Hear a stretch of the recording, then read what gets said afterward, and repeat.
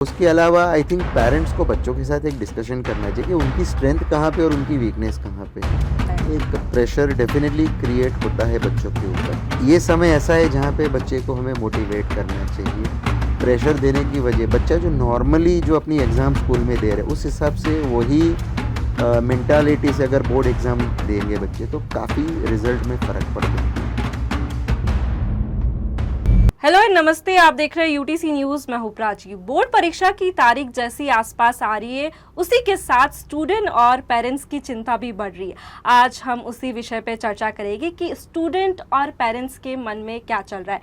आज हमारे साथ स्टूडियो में मौजूद है ब्राइट डे सीबीएसई के प्रिंसिपल भाविक पारिक सर जी। आपका यूटीसी चैनल में स्वागत है। नमस्कार मैम। सर, जैसे मैंने कहा कि अभी बोर्ड की तारीख पास आ रही है, तो स्टूडेंट्स के मन में क्या चल रहा है एग्ज़ाम को लेकर, जो पहली बार दे रहे स्पेशली उनके मन में?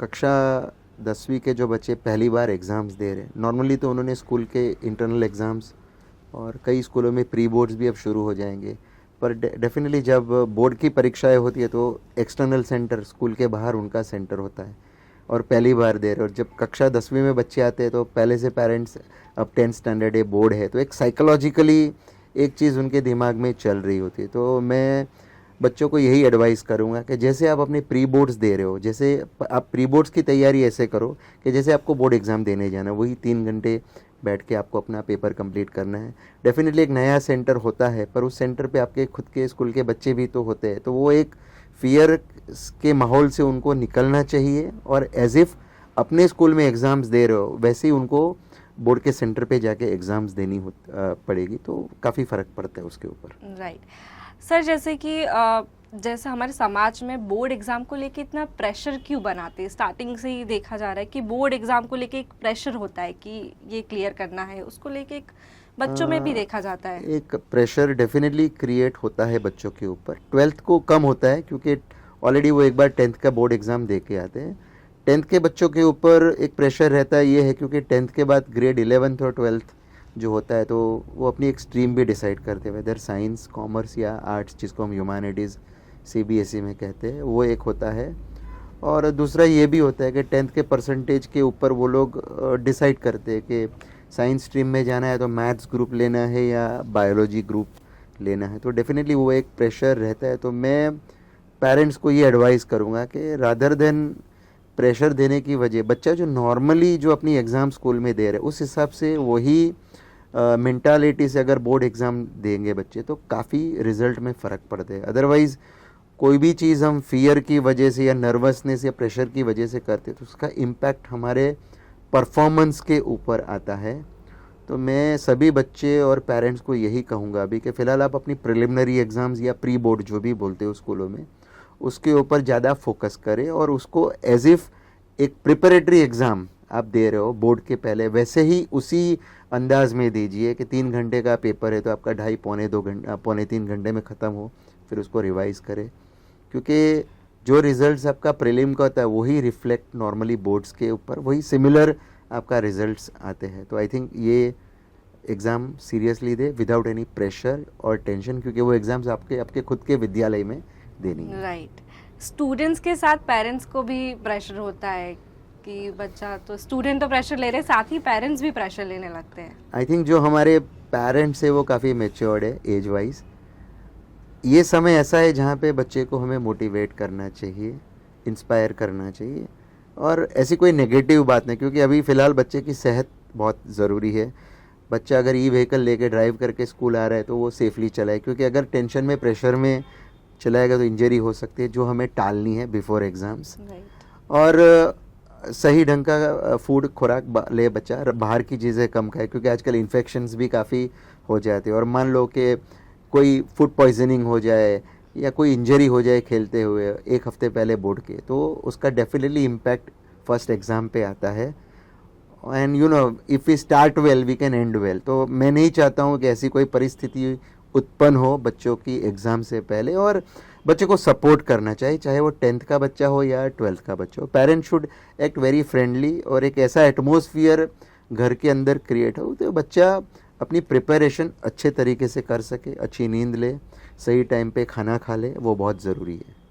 सर आपने जब 10 की एग्ज़ाम दी थी तो वो प्रेशर और वो टेंशन था? I am very thankful to my parents के उस समय ऐसा कोई प्रेशर सिचुएशन नहीं था, और नहीं होने का भी ये कारण था कि इतने सारे जो ऑप्शंस जेई नीट और ये करो वो वैसा माहौल नहीं था। डेफिनेटली हम 10th के एग्ज़ाम्स दे रहे थे, वो बैक ऑफ द माइंड था हमारे, पर इतना प्रेशर नहीं था। और आजकल बोर्ड का जो टाइम टेबल होता है, स्पेशली सीबीएसई का, जहाँ पे बच्चों को बीच में 2-3 दिन 4 दिन मिलते भी, और 12th में तो कई सारे दिन मिलते, तो आई थिंक साइकोलॉजिकली हमें अपने आप को एक चीज़ कहनी पड़ेगी कि वी हैव टाइम, रिवीजन के लिए टाइम है, तो प्रेशर लेने की कोई ज़रूरत नहीं है। राइट। और सर सब्जेक्ट सेलेक्ट करने में भी बहुत स्टूडेंट्स कंफ्यूज होते हैं कि हम कौन सा सब्जेक्ट सेलेक्ट करें। कई बार पेरेंट्स के प्रेशर से भी वो सब्जेक्ट सेलेक्ट करते हैं कि नहीं पेरेंट्स ने बोला है तो मुझे यही सब्जेक्ट लेना चाहिए। तो आप उस पर क्या सलाह दोगे कि बच्चों को किस टाइप का सब्जेक्ट उनकी सिलेक्ट करना चाहिए, उनके हॉबी के अकॉर्डिंग या उन्हें जिनमें इंटरेस्ट है उसके अकॉर्डिंग? डेफिनेटली ये बहुत मायने रखता है, क्योंकि जो भी चीज़ आप करते हो वो आपको खुशी खुशी करनी चाहिए। अगर आज फोर्सफुली मुझे कोई इंजीनियर बना देता, तो एक्चुअली मुझे तो एकेडमिक्स में आना था, तो शायद I would be the worst engineer. Best example है सचिन तेंदुलकर का। इनिशियली वो फास्ट बॉलिंग के लिए ट्राई करते थे, पर जब उनके कोच ने देखा कि भाई he is a very good batsman, या महेंद्र सिंह धोनी का अगर हम एग्जांपल ले लें कि वो तो रेलवेज़ में थे पर एक अच्छे क्रिकेटर भी थे, तो डेफिनेटली आपकी काबिलियत, आपका हुनर बहुत मैटर करता है, आपकी स्किल। उसके अलावा आई थिंक पेरेंट्स को बच्चों के साथ एक डिस्कशन करना चाहिए कि उनकी स्ट्रेंथ कहाँ पे और उनकी वीकनेस कहाँ पे है। अगर बच्चे की स्ट्रेंथ आर्ट फील्ड में है तो डेफिनेटली उसी फील्ड में बच्चे को एक्सप्लोर करना चाहिए, क्योंकि कैरियर्स तो आज हर एक फील्ड में, ऐसा कोई स्पेसिफिक नहीं है कि साइंस, कॉमर्स और ह्यूमैनिटीज़, आर्ट जिसको बोले। हमारी नई राष्ट्रीय नीति भी यही कहती है पॉलिसी कि भाई ऑल फील्ड्स आर इंटीग्रेटेड। कोई एक पर्टिकुलर फील्ड में आप अपना कैरियर सोच ही नहीं सकते हो। जैसे कमिंग ऑफ एआई और कई सारी चीज़ें जो आई है, तो फ्यूचर में तो आफ्टर 10 ईयर्स क्या होगा नोबडी नोज। तो आपकी स्किल बहुत मैटर करेगी आफ्टर 10 ईयर्स। उसी हिसाब से आपके अंदर जो काबिलियत है उसके हिसाब से I think they should tune with the course. मैं तो ये भी कहूँगा कि फैमिली में डॉक्टर्स है तो ज़रूरी नहीं है कि आपका बेटा या बेटी डॉक्टर फील्ड, मतलब मेडिसिन फील्ड में ही जाए, या किसी के फैमिली में लॉयर्स, बैरिस्टर्स वगैरह होते, तो वो ज़रूरी नहीं है कि एक ट्रेंड सेट फैमिली का जो है वही आगे बढ़े। बच्चे का काबिलियत बहुत मैटर करती है। राइट। और पेरेंट्स के प्रेशर से बच्चों को नुकसान होता है या लाभ होता है, आप क्या सोचते हैं? 20% में शायद फ़ायदा होता है, 80% में तो वो नुकसान ही होता है, क्योंकि चाइल्ड साइकोलॉजी को भी समझना बहुत ज़रूरी है कि कितने बैलेंस्ड इमोशनल स्किल्स है। कई बार बच्चे सुसाइडल टेंडेंसी भी बच्चों को आ जाती है। आईआईटी कोटा में क्रैक करने के बाद भी बच्चा जब वहाँ पे प्रेशर झेल नहीं पाता है तो ऐसे सुसाइडल थॉट्स आते हैं। हमने न्यूज़पेपर में भी कई बार हम पढ़ते हैं कि बच्चे ने ये कोशिश की, तो शायद वो सिचुएशन ना आए फ्यूचर में, उसको ध्यान में रखते हुए आई थिंक बच्चों के साथ बात करके उनका कैरियर या जो भी फील्ड उनको 10th के बाद डिसाइड करना है या 12th के बाद डिसाइड करना है, वो बहुत ज़रूरी मैटर करता है। एग्ज़ाम के पहले जो रिलेटिव है वो भी बच्चों को काफ़ी सलाह देते हैं कि तुम्हें ये करना चाहिए, ऐसे एग्ज़ाम देने जाओ, बहुत सारी प्रिपरेशन करवाते हैं, तो वो सही है? आई थिंक मैं तो यही कहूँगा कि बच्चों को रिलेटिव्स या एल्डर्स की बेस्ट विशेस लेनी चाहिए रादर देन देयर सजेशंस। क्योंकि एग्ज़ाम देने वाला बच्चा है, तो हम कैसे डिसाइड करें कैसा पेपर होगा, कैसे उसकी प्रिपरेशन होगी। और मैं कई बार बच्चों को ये भी एडवाइस करता हूँ, और मैं डेफिनेटली कहूँगा कि बच्चों को ये एडवाइस सीरियसली फॉलो करनी चाहिए। एक बार आपकी एग्ज़ाम ख़त्म हो जाए तो उसके ऊपर कभी डिस्कशन नहीं करना चाहिए, क्योंकि जो आपने लिखा है वो तो कभी चेंज होगा नहीं। पर मान लो आपने उसके ऊपर कोई डिस्कशन की और आपको पता चला कि इतने मार्क्स का आपका गलत हुआ है या ठीक नहीं हुआ है, तो डेफिनेटली वो एक नेगेटिव थॉट आपका सेकंड एग्ज़ाम पे डेफिनेटली वो इम्प्लीमेंट होता है और आपका सेकंड एग्ज़ाम फिर बिगड़ता है। और दूसरा, एग्ज़ाम टाइम पे फ़ोन कॉल्स पे फ्रेंड्स के साथ बात भी नहीं करनी चाहिए, क्योंकि कई बार जिसकी प्रिपरेशन हुई नहीं है वो रोएगा, आपको बोलेगा मेरा ये हुआ नहीं, आपका ये हुआ नहीं, और फिर हमारी जो तैयारी हुई है उसके ऊपर भी इफेक्ट आता है। तो आई वुड डेफिनेटली एडवाइस कि एग्ज़ाम से पहले फ़ोन कॉल्स बंद हो जाए, कि आपने क्या प्रिपेयर किया वो आप जानते हो, उसी प्रिपरेशन के साथ आप आगे बढ़िए, और कभी पेपर मत डिस्कस कीजिए। क्योंकि एक बार आपने आंसर शीट एग्ज़ाम इवैल्यूएटर को दे दी तो ना आपके मार्क्स कम हो सकते ना बढ़ सकते, आपने जो लिखा है। तो फिर उसके ऊपर हम डिस्कशन ही क्यों करें? We should prepare for the next exam.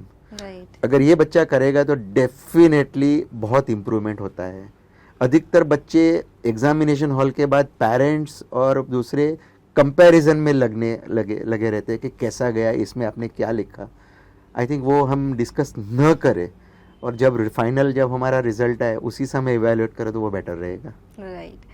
Sir अक्सर देखा गया है कि बच्चे सब्जेक्ट में तो अच्छा कर लेते हैं लेकिन लैंग्वेज में हमेशा पीछे हो जाते हैं, क्योंकि हमने कभी लैंग्वेज को इम्पोर्टेंस दी नहीं। नॉर्मली लैंग्वेज पेपर्स में बच्चे 3 या 4 दिन पहले स्कूल में हो या वो हो, आई थिंक अगर बच्चे को रेगुलरली न्यूज़ दिखाई गई होती या न्यूज़पेपर बच्चे ने पढ़ा होता तो उसको लैंग्वेज की अहमियत पता चलती। मैं आपको अभी एक एग्जांपल दे सकता हूँ कि Prachi works very hard and Prachi hardly works, दोनों में बहुत अंतर है। अगर आप लैंग्वेज का अंतर नहीं जानोगे तो एक का मतलब ये होता है कि आप कभी काम करते नहीं और एक का मतलब होता है आप बहुत काम कर रहे हो। तो लैंग्वेज इज़ वेरी इंपॉर्टेंट, क्योंकि अगर लैंग्वेज का इंटरप्रिटेशन सही होगा तो आप क्वेश्चंस जो कॉम्पिटेंसी बेस्ड क्वेश्चंस आजकल आते हैं एग्जामिनेशन में, तो आप सही ढंग से उसका आंसर आप दे सकते हो। राइट। सर आखिरी सवाल ये कि आप जो स्टूडेंट बोर्ड की एग्ज़ाम दे रहे हैं उन्हें क्या कहना चाहोगे? मैं बच्चों से यही कहूँगा कि आपने जो प्रिपरेशन की है definitely God is there to see us, क्योंकि उससे बड़ी कोई एनर्जी होती नहीं है वर्ल्ड में। तो आपने जो मेहनत किया है, आपने जो कर्म किया, उसके हिसाब से आपको फल मिलेगा। आज टेंटेटिवली अगर हम 15 फरवरी मान के चले तो 40 डेज़ बच्चों के पास है और 5 सब्जेक्ट होते हैं 10th में या 12th में, तो 8 डेज़ पर सब्जेक्ट बच्चों को मिलते हैं। अगर एक सब्जेक्ट को हम ले तो 15 चैप्टर अगर एक सब्जेक्ट में होते हैं तो 8 दिन के हिसाब से आपको 2 चैप्टर रोज के करने हैं। रिवीजन की मैं बात कर रहा हूँ या प्रिपरेशन की बात कर रहा हूँ। तो आप एक प्रॉपर ढंग का प्लानिंग करें, टाइम टेबल बनाएं।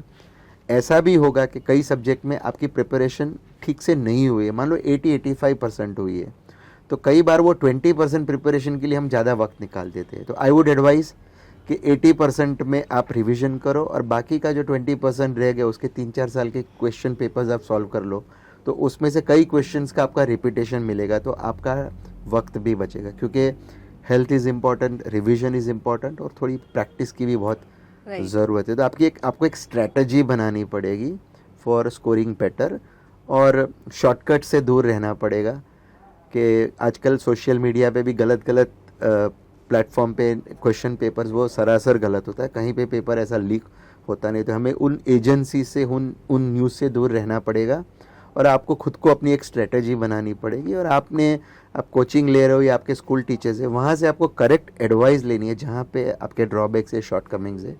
तो I think you can do your exams well. धन्यवाद सर हमारे साथ चर्चा करने के।